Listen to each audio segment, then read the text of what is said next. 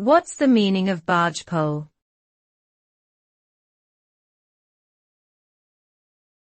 Bargepole.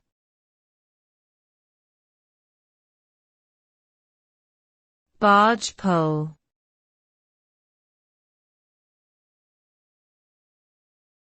Bargepole.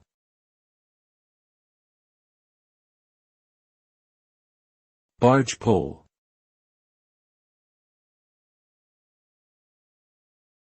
The term bargepole typically refers to a long pole used to push or steer barges on a canal or river. However, in common usage, the phrase, "wouldn't touch with a barge pole," is often heard, implying that something is so undesirable that one wouldn't want to have anything to do with it. This expression originated in the UK and has been in use since at least the early 1900s. It suggests that the object in question is so repulsive or dangerous that one would rather keep a great distance from it, much like someone steering a barge would use a long pole to keep the vessel away from danger.